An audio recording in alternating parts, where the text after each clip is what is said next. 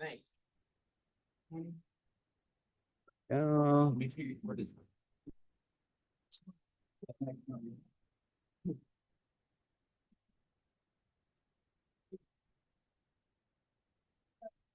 Mrs. Joyner-Kersee there? Yes, yes. Okay. We can't see you yet. I know. I'm trying to push this little button. Okay. All right. Come on. Fingers too big. Oh, there you go. Hey, there we go. Well, There. Oh, yeah. hey, perfect. Perfect. Well, I'm Sam Vincent, and I have this class at Parkersburg High, and we studied the Olympics at the beginning of the year, so we're really excited that you're willing to take the time to talk to us. Oh, yes. Glad to. Um, well, if you would, if you're willing, could you take like a minute or two, just give a quick recap of maybe your career, and then I'm going to let the students take it away. You won't see me very much. All right. All right. Well, if you want to take a minute or two, and then I'm going to let the students take over. Okay. So now? Yep. We're good. Okay. I'm Jackie Joyner-Kersee. I have 3 goals. A goal in long jump, uh, 2 goals in the heptathlon, and I have a silver medal in the heptathlon and 2 bronze medal in the long jump. And I started running at the age of 9. I wasn't one of the best girls, but I believe I love what I was doing, and I wanted to figure out how could I go from being in last place to not just getting different color ribbons for 4th, 5th, 6th, and 7th and 8th place, but eventually, how do you get on the podium? And so I learned that the top 3 usually make our national teams and then Olympic teams. And then by the time I was 14, I saw the 76 Olympic Games on television. And I saw women doing what I was trying to do. And that motivated me, inspired me, one, to go to college, end up going to UCLA on a basketball scholarship. But my first love was always track and field. And in my mind, when I got to the next level, when I say the next level from high school, I was a state champion in the 400 meters, state champion in the long jump, and as well as a team champion. You know, all 3 of my high school years, our team won state titles. But when going to the next level, my mindset was that I'm one of many all staters, all Americans, and in my heart, I wanted to be one of the best. Being one of the best, what do that mean? I didn't know. I just knew that if I give 100% and see where the results were in and how I remain coachable throughout my career from an age grouper through college and on to the next level being the elite level, Olympic level. That's just some beginning of it. Okay. Well, I figure the kids are going to ask a lot of different things about the Olympics and your career. So we'll kind of hit on that. So they'll introduce themselves. We have about 75 kids here, but there'll be a few who come up and ask questions. So we're going to start with a senior. Her name's Lauren Flanagan. She actually did a project on you in my class 2 years ago. So, Okay. so she's going to kick it off. All right. Thank you again. Thank you. Hi, Mrs. Joyner-Kersee. How are you Hi, today? I'm good. How you doing? I'm good. I just want to start by thanking you. We appreciate talking to you so much, and this is such an honor. Thank you. Um, Thank you. so I'm a female athlete here at Parkersburg High School, and you've made such an impact on me. So I wanted to ask you, so you could share with all these students, how do you think that you've affected women's sports? How do I think I have affected women's sports? One, I hope been a motivator, not just by my wins and losses, but how I carry myself both on and off the field. You know, I truly believe in being gracious, you know, through defeat as well as through being triumphant, but never to lose sight of what I stand for and what I really wanted to accomplish and how I'm able to stay humble, level-headed, and also a heart to give and be willing to help others. So hopefully through my efforts, having a platform like athletics, that people learn more and more about Jackie Joyner-Kersee, the person, not so much Jackie Joyner-Kersee, quote unquote, this athlete that did some, amazing things. Right. Yes. Thank you so much. Thank you.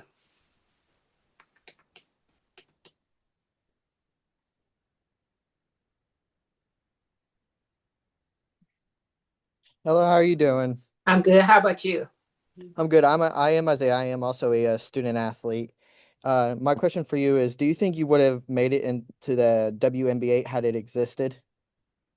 I think that track and field was always my first love, and even though to answer your question, I think yes. I played around with the ABL because they were trying to figure out at the same time it's going to be a WNBA, but you had the American Basketball League.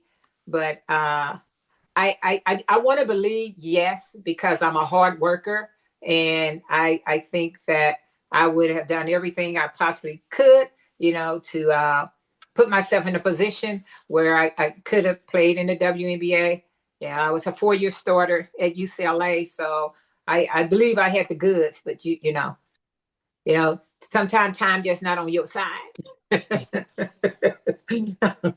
Well, thank you. Thank you. Hi, Miss Joyner-Kersee. How are you? I'm good. How you doing? I'm doing good. So, as a female athlete myself, I think you're an inspiration, and it's. I just want to thank you for doing this and talking to us today. But my question for you today is, what was day-to-day training like for training for the heptathlon? Wow, yes. The day-to-day training for the heptathlon was one of the things that we would do was to look at all 7 events and to figure out where I'm going to have the most problems. So a lot of times it came down to, even though I might high jump well, but high jump was very critical, as well as the javelin at 800 meters. So we would focus a lot on what we considered my weaker events. So I would boost my confidence. So when I would go into the competition, I knew that I would be ready to go. So, a typical day could be from on Monday, if it's like this time of the year, you're doing all your mileage and then you're working on technique work. And now this is after I'm out of school, like couldn't, train no 8 hours while I was in school, but training was like 8 hours. So my training would be designed like it would be for our Olympic trials or the Olympic Games. So I would take myself through the emotional roller coaster of physically being up, but then mentally, if something didn't go right, how do I get myself back grounded and centered to focus on what I needed to do to perform at the highest level? So again, it would be mainly focus on the weaker events to boost my confidence, to know that when I would go into a big competition, that psychologically I'm ready to go. And then also physical therapy was a part of our training from a preventative to make sure that I stay healthy and in athletics. I know in my world, I was like, oh, you're not supposed to get hurt, but you get hurt. And that's when it mess with you, mess with your psyche, because everything is not as planned. So, yeah. Yeah. Follow-up question. What was your what would you say your weakest event was? What was one you spent the most time working on? I would say conditioning was very important. 800, I didn't like running 800. So I would have to do my road work, after training.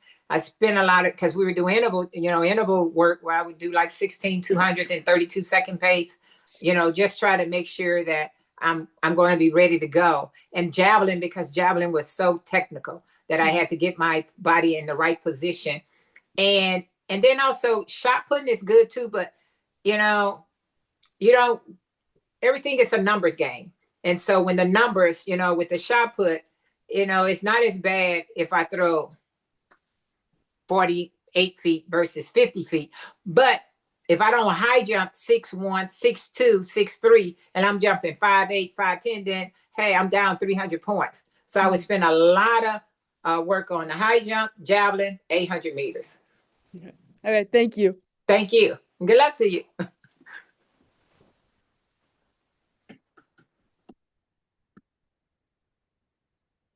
Hello, Hi. Mrs. Joyner-Kersee. Yes. I'm a PHS student here, and my name's Jacob. Hi, Jacob. I have a question for you. What is your secret to winning a gold medal?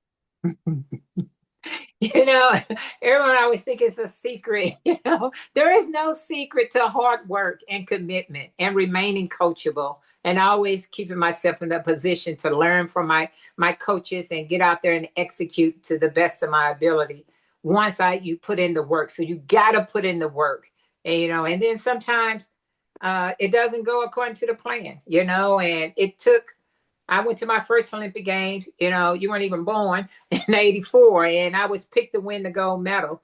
I got injured, and it messed with me mentally, and so I had to wait another 4 years. So the work ethic that it takes, the patience that it takes, and the key ingredient is remaining coachable, just like you're all in the classroom is remaining teachable. You have a teacher there for a reason, and with something you don't know, you go to them, you ask them, and in the end, the gold medal is there, but I have to do what my coaches have prepared me to do and be able to claim that gold medal as mine. So the mindset, the work, and understand that being patient, things happen. How do you adapt? How do you adjust? And focus on yourself and have fun, in the process. Because I really love when I was competing, I love it. I love it. Thank you, Mrs. Thank you. Kersee. Thank you. Bye. Bye.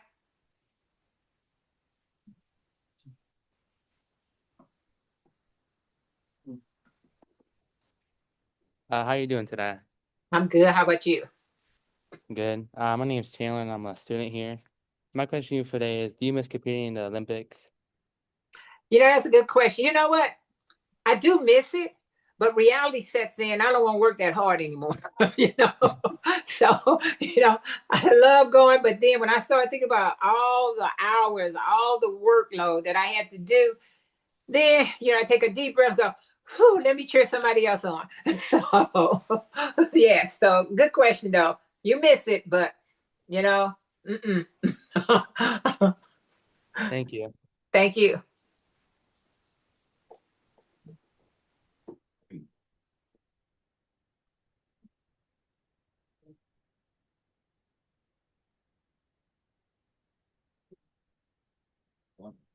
Okay. We're coming. Sorry. No, Hi. Hi. My name is Amelia Rodesheimer, and I am a teacher and a coach here at Parkersburg High School. And we have a lot of talented athletes at our school. And unfortunately, now people think high school sports just means that they're going to go to college and play sports. There is a huge difference between being a high school athlete and being a collegiate athlete. Can you give us a little bit of insight into the difference between the two? Yes. Earlier, when I was talking about when I went from high school to college, my mindset that I was one of many all-staters, one of many all-Americans. And now, when you're on the college level, there's a whole lot of honorable mention people, all-Americans, all-staters. But the difference, I would say, is the mindset of you as the individual. So if you're going to be involved in a team sport, that you work together with your team, with your coaches, you make sure academically that you're sound, whatever they're offering you. When I say offering, I mean from the standpoint, like when we went to school, we had tutorial help, take advantage of all those things. But time management is very important. And that's the difference between high school and college, because when you transition from home, now you have a lot of freedom. That's where the discipline comes in. Do you compromise your belief and compromise what you stand for just to fit in with a group? And so all these different things would be pulling at you at the next level. But don't lose sight of what it is that you want to achieve and want to do. That if you are, all of us student athletes, have the discipline, and we have the work ethic, we have all these things, but a lot of times you're going to be challenged. And what I mean by that, if you're not a morning person, your mom or your dad or your guardian or whoever got to get you up all the time, when you go to college, then don't put yourself down for an 8 o'clock class, because you're going to be sleeping in the bed and you're going to hit snooze. And next thing you know, if you're on quarters or semester, you're flunking out of school because you just didn't show up. So I would say, athletically, you know, the workload and intensity is still about the same, competing at the highest level. But then just know it's all in what you want out of it. You give your best, you remain coachable, stay humble, and show up every day and put in the work both, in the classroom and on the field. Thank you so much. Thank you. Hello, Hi. I'm a cross-country runner here at Parkersburg. I just want to know, how do you like overcome the emotions of a big meet, and how do you like avoid negative mindsets? I think one of the things that a lot of athletes that I work with still today, I tell them to block out the noise. What I mean by that is that negativity, you don't want to gravitate to that. You want to gravitate towards positive vibes, positive, energy, and to know that I know this person is in my corner. Or it could be one of your teammates, Sometimes teammates are just envy and jealous, and don't want to see you succeed. But you stay true to who you are. You continue to shine and don't let that negative energy get the best of you, and it's okay to have butterflies. Every time I went to the start line, I had the butterflies, but I managed those butterflies and knowing that when I had the butterflies and I was anxious and nervous, I channeled that into my performance. And so I think it's, very important that, now some people, for me, I couldn't be too relaxed. Because when I was too relaxed, I got waxed. I mean, people just beat me, but when I was like on edge, I'm like, okay, I got to focus. I know what I need to do. And I know when it comes down to cross country, it's like, ooh, y'all got the pack. You got to keep the pack together. And then, there might be someone that might be lacking, but show your leadership and show compassion and empathy for your teammate. Pull them along. And don't let somebody tell you, oh, you're not this, you're not that. You know who you are. Don't let that negative energy get the best. You turn it into a positive and you keep shining, because eventually those same people, you'll change their mindset, or they won't be around, because they had no intentions on being a part of a team. They just wanted to be a distractor. But don't focus on that. Focus on you. All right, thank you. You're welcome. Good luck to you. Hello, my name is Jake Hi. Rollins, and I am also a cross-country runner here at Parkersburg High, and I just want to know, what was like your biggest struggle, like when you were like in the Olympics, and what was your biggest struggle while you were competing? You know what? My biggest struggle probably was, how do I manage? Because I'm an asthmatic, and it was tough, and so I feel for you all run cross country, because cross country was hard. I never claimed I did cross country. I said I did fall training. But when it came down to, running up that hill, that last mile, and it's like them legs are burning. And it's like, oh, okay. But I think for me was educating myself and understanding that I am an asthmatic, because even like today I had a flare up, I had an allergic reaction, in my eye. But other than that, it was knowing that I had to deal with it, but I didn't let it get the best of me. I did everything possible to control, my asthma, and to make sure that it didn't flare up during a competition. Yeah. Good. Thank you. You're welcome.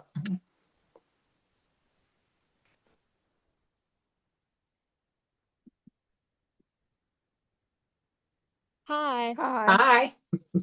I'm Leah, I'm Aria. I'm Kendra. and Hey. we're sophomores at Parkersburg High School, and we had a question about your injury in 1996 and kind of how it impacted you. Yes, so 96 was my last appearance at the Olympic Games, and I started with the heptathlon, but then the injury got the best of me, and I wasn't able to finish the heptathlon. My husband, who coached me, decided to pull me from the heptathlon competition to give myself an opportunity to just compete in the open long jump. Because of the 7 events I do, I love the long jump the most. And so going into the qualifying round, which I made it through, leg still heavily bandaged, but then in the finals, I think on my last jump, I was in 6th position, and I believe in visualizing. I visualized my run, what I needed to do, how to attack the board, how I climb up in the air. And so I'm gonna hold myself, in the air, and I'm gonna give it all I have to give. If this leg goes out, they'll send a gurney out there to pick me up, but I'm gonna give it my all. And that's what I did. And I believe, because in my mind, even though I was in sixth place, I'm going for the win. And because I was going for the win, I was able to come away with the bronze medal. If I had been thinking I'm gonna go for the bronze, I probably would have ended up in sixth or seventh or stayed where I was. So never underestimate yourself. Injuries come along with what you do. It's your mindset. And it's easy said than done, because it's nothing like when your body is used to responding like you wanted to respond, but when you get injured, all of a sudden you start doubting yourself, you doubt your coaches, you doubt everyone, instead of embracing everyone to uplift you and give you the energy to get through it. There you go. And our follow-up question was like, how did it affect you mentally, and like, how did you persevere from it? I would take it back maybe because that was my fourth Olympic Games. So I'd make it 12 years ago from there, or something like that. 16 years. But anyway, in my first Olympic Games, I got injured, and I was much younger, and it affected me in a way that I doubted myself. I doubted my coaches. I didn't. We talk about thinking like a champion, and to me, thinking like a champion is willing to pull every muscle in my body to get the job done. So in 1984, I'm injured, and so I questioned everything. And because I had a bandage on my leg, I want the whole world to know that I'm injured. But the injury wasn't as bad off as I made it out to be. But because I didn't think like a champion, I performed, and I ended up getting, the silver medal, missed the goal by 5 points. And so then the full circle moment was coming back to 96, my last Olympic Games, in that long jump. And all I said to myself is that I'm gonna stay positive. I'm not going to let what happened to me, been 15 years ago, to stop me from getting on the podium. So what I was able to learn is how to persevere, how to turn a doubter into a believer as long as I believe, never give up on myself, go out there and execute to the best of my ability. Wherever the results are, that's what they're going to be. And that's what I was able to learn, from a full circle moment to come away in Atlanta with that bronze medal. Thank you. All right. Thank Thank you you. for your Thank you. time. Thank you. Hello, my name's AJ. My name's Duvel. Hi. And our question for you was it tough to move away from your family? When I left East St. Louis, I'm like, oh, I'm strong. I'm not going to cry every night. I was homesick. Oh, I'm telling you, yes, I cried every night, but I didn't want my mom to know that I was homesick. So every time I would talk to her, at that time we had landlines, we just call on the phone, but I realized it was a decision I made, and I had to see it through. And even though my freshman year was very challenging because it was a lot of heartache and a lot of disappointment, but I made it through. I made it through by continue to. I write down what my goals are. I did journaling a lot, and I would constantly read and say, these are the things that I wanted to do. And my family was there to support me, and was very important that I didn't lose sight of that. Thank you. All right, thank you. Thank you.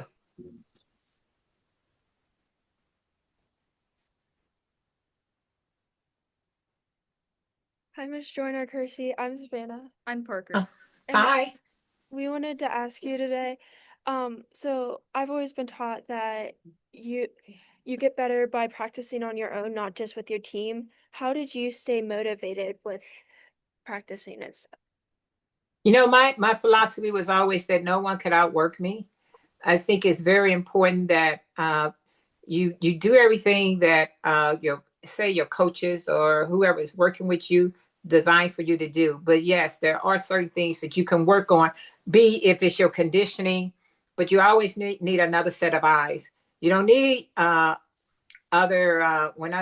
another set of eyes is if you're working on hurdles, or say if you working on technical events, you don't want someone else coming in and confusing, giving you too much information that when your coach is talking to you, that you all are not connecting. So working on your own, I think it's great if you're doing mileage or you're going out doing a road runs, you're doing that. But then when you're in a team setting or team environment, you're doing everything, as a team. But it's nothing wrong with going out and getting that extra mileage in, because that's what I would have to do. I would do our interval work or whatever we have to do on the track. And then I would have to find Sunday after church, then I'm going out and I'm going to get my 15-minute road run in. Okay, thank you. Thank you.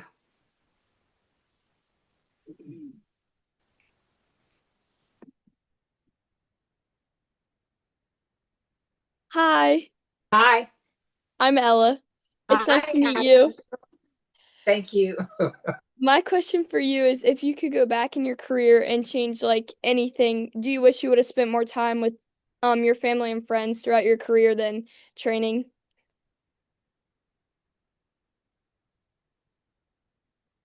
You know what? Like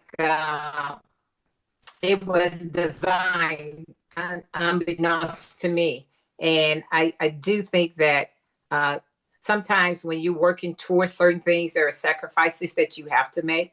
And for me, that sacrifice sometimes was not being able to spend family unions with the family because I'm at a national championship, or not able to come home for the holidays. But I never lost sight of what I wanted, what I wanted out of this. I wanted to make sure that I gave myself an opportunity to achieve something that I believe that I could achieve. But, you don't know what those sacrifices might be along the way, and even with my friends, is that my friends, their desires and their goals are different than mine.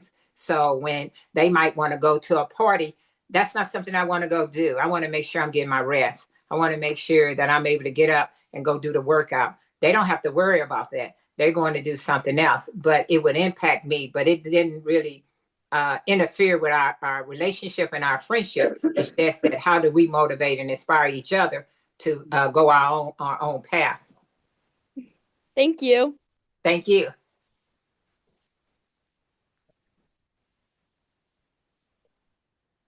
Hello, it's me again, but and him. But I'm here to ask, what event, in your opinion, you think is harder, the 400 or the 800?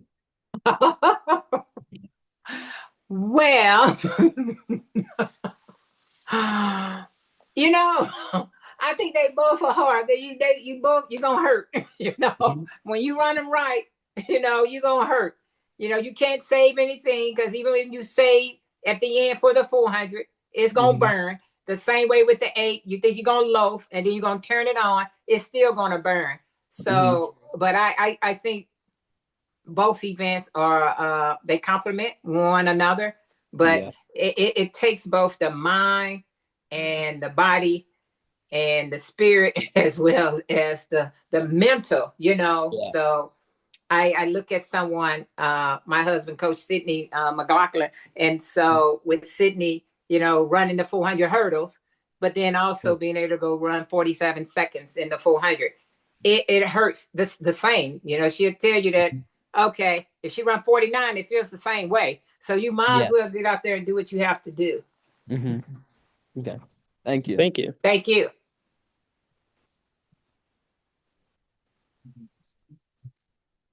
Hi, my name's Lincoln, and I'm a student athlete at Parkersburg High School. What was your best 800-meter time, and what was going through your head while you were running it? So my best 800 meters was 2:08, and the philosophy was to the first lap get out, say 61, 62. I didn't do that, but anyway, I attacked the one going into the 500 meters, and then accelerate coming through the first 400 through the 500 meters, and then what we call on the back stretch is what we call looking pretty. You're looking good. I gather myself at the steeplechase, and then at the 700-meter mark with 100 meters left to go, I'm giving it all I got, pumping the arms heel to the butt and bringing it home. Yeah. Thank you. Thank you. Hello, I'm back with another Hi. question. What was it like being coached by your husband throughout the Olympics and knowing he was by your side throughout the entire thing? You know, one of the great things about being coached by my husband was that I wasn't the only athlete that he was coaching, you know, and that Bobby's philosophy was that he didn't need to be in the stands with us because he had put down the hard work. I know I don't need to go to the starting blocks. I can't do anything for you. So you have to get out there and execute to the best of your ability. So for me, it was really uh, a team effort. I call it a winning combination. And the reason I call it a winning combination because he's really my eyes and my ears, you know, and a lot of times with me, because I also jump and there's certain things he could tell me and I would, you know, promise you, I'm like, I'm doing that. That's what I'm doing. And, you know, go back, look at the video. I wasn't doing it. So it was really a good, I say a sense of comfort to know that he's there, and then also having my other teammates around me as well. You know, because Bobby is a no nonsense coach. You know, hey, you gonna get out there, you're gonna perform. You know, but you know, if I didn't do my best, you know, I didn't go home and not cook dinner or anything. You know, we just figured out, go back to the drawing board and figure out how we can get this done. All right, thank you. Thank you. Hello, how are you? Hi. My question was, yeah, on the days that you didn't want to train, what was kind of your drive to, get through and train? So for me, I never had days that I didn't want to train. My mindset was that my opponent can't be working out, I'm not, you know. So I would always have an imaginary person, you know, that would be that motivation. Like, oh, you know, I'm doing this while you sitting there. I didn't eat donuts, but you eating donuts, eating junk food, things I shouldn't be doing. So I would just say to myself, focus on myself and put in the work and know that no one said this was going to be easy, you know, and that if you want this, you got to put in the work, you got to discipline, you got to sacrifice. You got to understand not every day is going to be a great day, but how do you make the best out of that day? How do you get a good 1% of something out of it so you can build on it and go on and continue to achieve whatever goals I set for myself? All right, thank you. Thank you. Hi, Hi, I'm Ava Kiger and I'm part of the dance team here at my school. How are you today? I'm good. How you doing? Good. My question for you today is being an Olympic gold medalist yourself, in your experience, have the Olympics evolved to you both in athletic performance but overall culture change from when you competed to now? Like, has it changed your opinion on the Olympics? You know, you have seen the evolution of the Olympics growing, which is great, and also to see more women competing at the Olympic Games, and then also being able to see women are highlight. When I say highlight, you know, leading the newsreels and all of that. And so I do think that it's good, you know, for the Olympic sports, and I think it's always great when you can start seeing the evolution of more events being added to the Olympic Games, which says a lot, you know, because they're, you know, even like you with dance, you know, I started off as a dancer, you know, and just to see how important dance is, the movement, visualization, and all that played a real significant role in my throughout my career. But just to see all the different sports being added, I think it says a lot about the Olympic movement, you know, that hopefully they continue to add more, you know. Yeah. Thank you so much. Thank you. Hello, we're back again. But um, one important question I wanted to ask you is like, how did it feel when you were on the podium with the medal around your neck, listening to the national anthem? Like, how was that moment for you? Yeah, that's a great question. For me, I always talk about it's one of the greatest feelings in the world, you know, to stand on top of the podium, to represent your country, you know, and at the Olympic Games. And the pinnacle is being able to become an Olympic champion.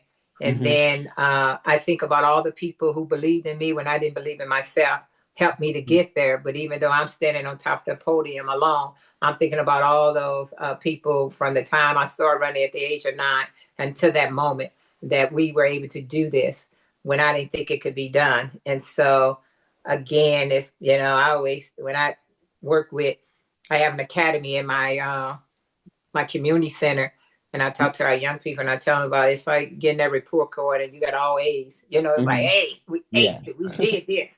Yeah. Yeah. Awesome. Thank you. Thank you. Hello, how are you doing? I'm good. How you doing? Good. My question was, how did you bounce back after you had a bad race?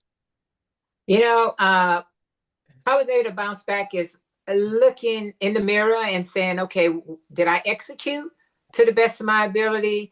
Or I'm second guessing, standing back, blaming everybody instead of looking at the person in the mirror and saying, hey, I didn't do what I was supposed to do. Now, that race is not going to define who I am. So I'm gonna have to go back to the drawing board and make sure that next time I go out that I execute, not put extra pressure on myself and try harder, because I think, I did try hard. It just didn't work out. So I just have to take a deep breath, calm down, and say, it's just a bad race. Let's see what happened the next time out. Thank you.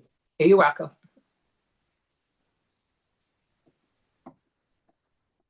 Hi. Hi.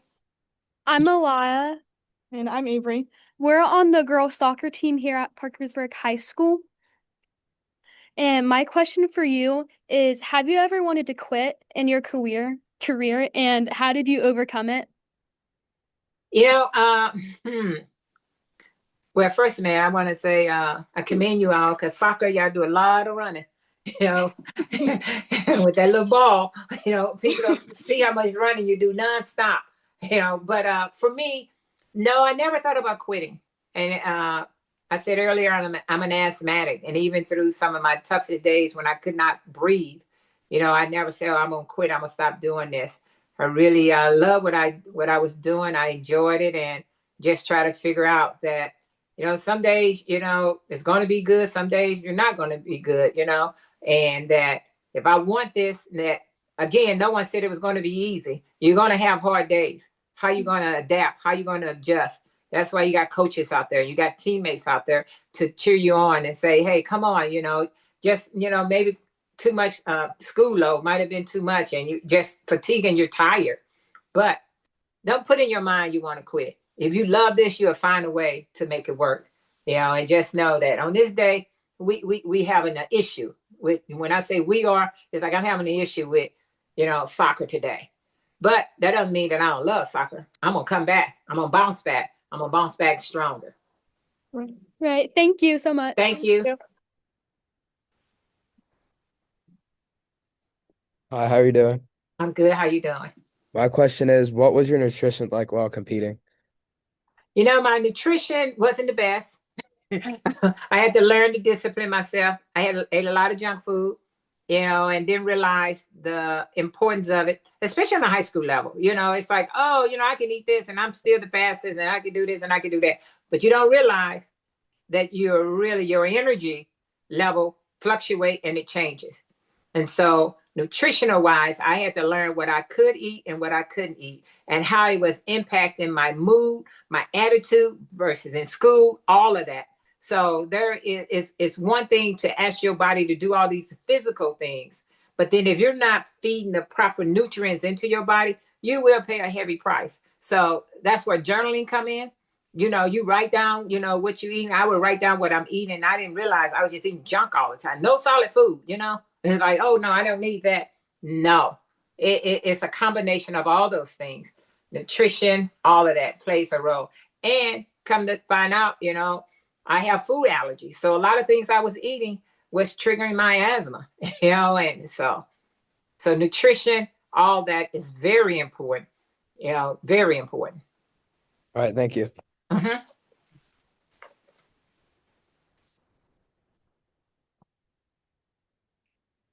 We're going to have a few more kids come up if that's okay. But Okay. the head track coach is here, but she's a little nervous to talk No, to you. not to So be. I said that I would ask the question. So she wondered, as a coach, how do you work with athletes whenever they're dealing with anxiety and pressure of how can you coach and try to help them improve in that situation?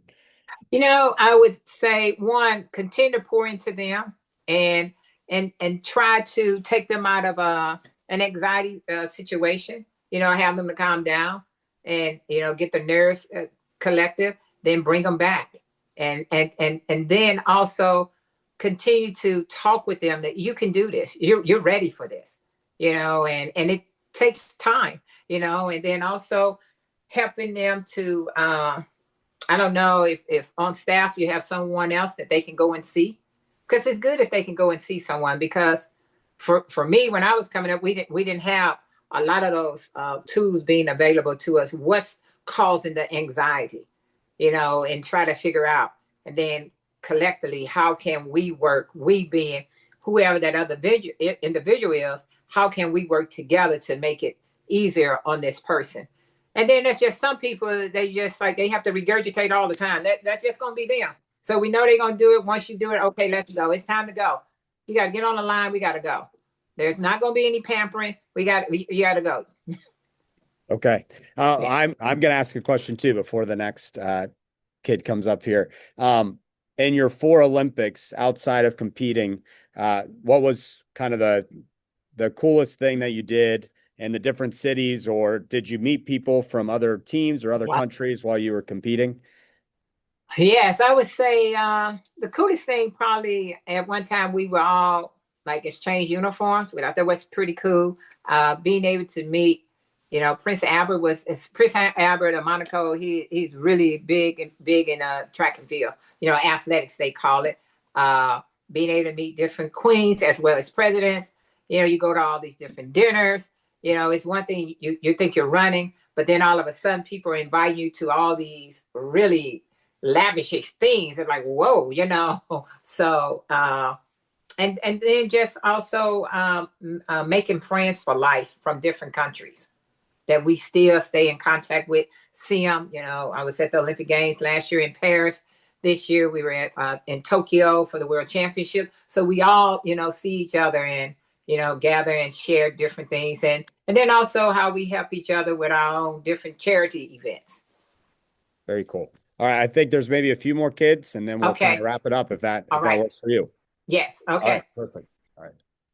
Yep.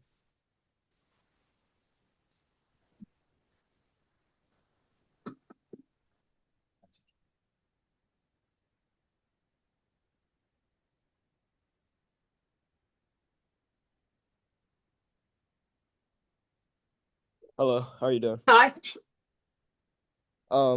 My name's Colin. I was wondering, like, what is your best advice that you would give yourself before each event? My best advice I would always tell myself is that you can turn a doubter into a believer as long as you believe. And then when I would go to the start line, I didn't have a lot of thoughts on my mind. It's really about executing, because I'm trying to run a race in under 12 seconds or trying to get a long jump in under 90 seconds. And so not overloading myself with a whole lot of thinking. Coach told me to do this, use your arm here, make sure your head here. That's too much. You can't manage all of that. So it was really just you in this position, believe in yourself. You can do it. Never give up on yourself. And that's what I would always say to myself is that you're ready for this. Now go out there and execute. All right, thank you. Thank you.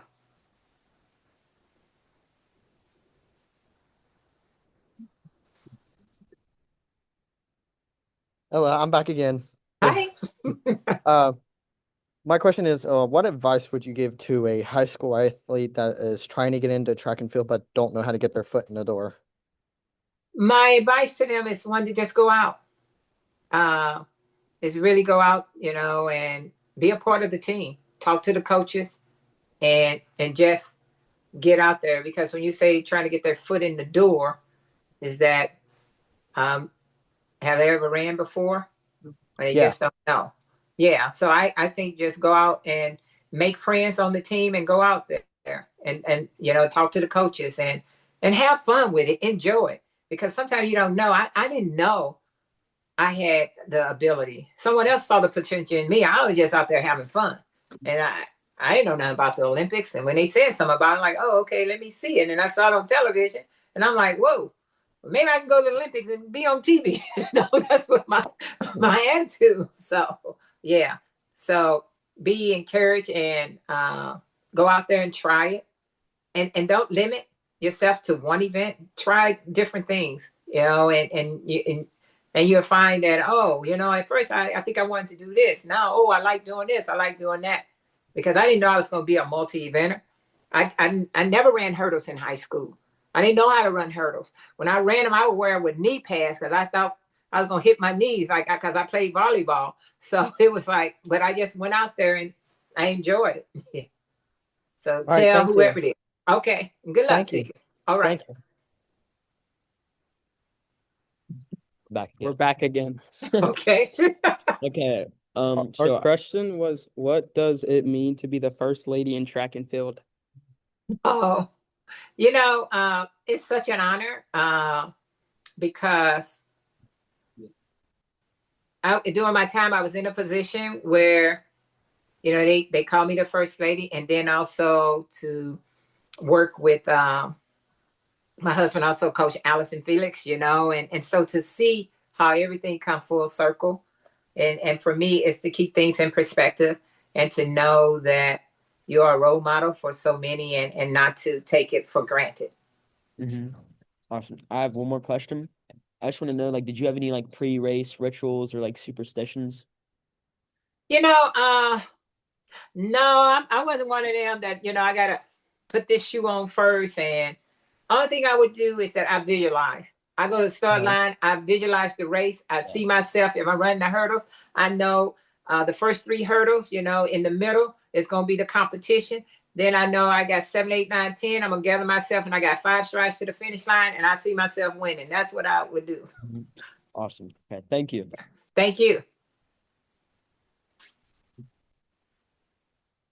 Hello, Miss Joyner-Kersee. I'm Hi. Zach Phillips, Youth Scout. I'm Ben Churchill, Southwest Soccer. So the question that we wanted to ask you is, how was your childhood or / your hometown? Like, how did it affect your upbringing?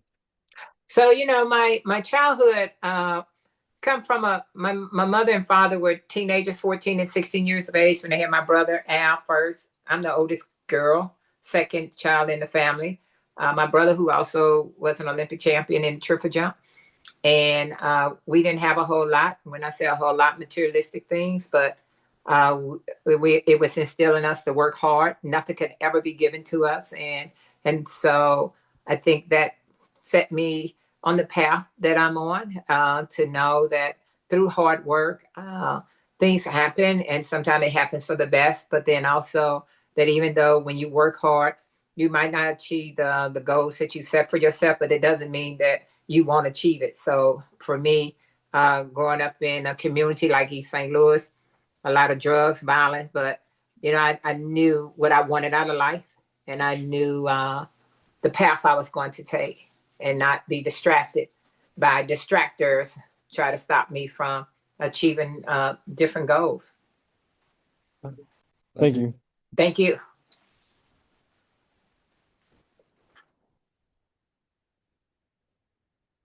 Hi, Hi. I'm Parker. Hi, Parker.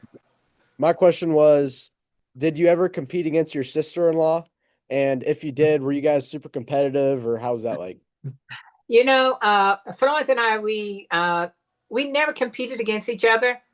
And there's no way, I could have stayed up with her anyway. 100 and 200, she would have dusted me. But anyway, but we ran together on UCLA team, won national championship together. And we were always the mindset that, okay, you do what you got to do in the heptathlon and the long jump, and I'm going to do what I got to do in the 100 and the 200. So pretty good. Now, Florence and I, with my brother, who was her husband, we were always competitive with him. He always wanted to race. Couldn't be any one of us. But anyway. That's awesome. Okay. Thank you. Thank you.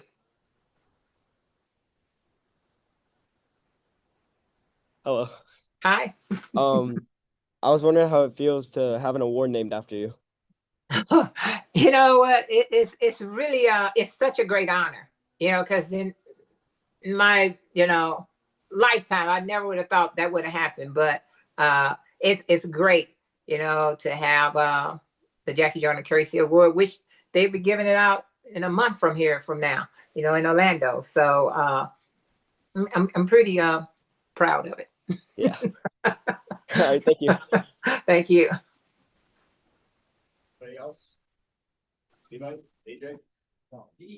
Anybody? All right. I'm going to ask the last question here. When we started doing this a few years ago, I had a student who said we should finish up with this. So if you were to give one piece of life advice to a high school student, what would be a piece of advice that you would give? My advice I would give to them would be one, always believe in yourself. I said it earlier. You can turn a daughter into a believer as long as you believe, and to know that anything worth having is worth working for. That you always got to have the work ethic. Don't ever compromise yourself to fit in, and never give up on yourself. And surround yourself with positive people. And because their generation, you all have social media. Be aware of what you post. Be aware of what you read, because everything that you post, might not be in your best interest. So never give up on yourself, and know that that social media platform is your resume. And if that resume is not the windows to your heart or the windows to your soul, then don't post it. All right. Well, we can't thank you enough for taking the time to talk to us. A lot of great info and great interactions, and we are just very, very appreciative. Sam, I just want to say thank you for reaching out. Appreciate it. I Okay. love your relentless, and we got it done. Thank you. Okay. Yeah. Thank you All right. very much. All All right. right. Thank you. Bye. See ya. Thank Okay. you. Goodbye.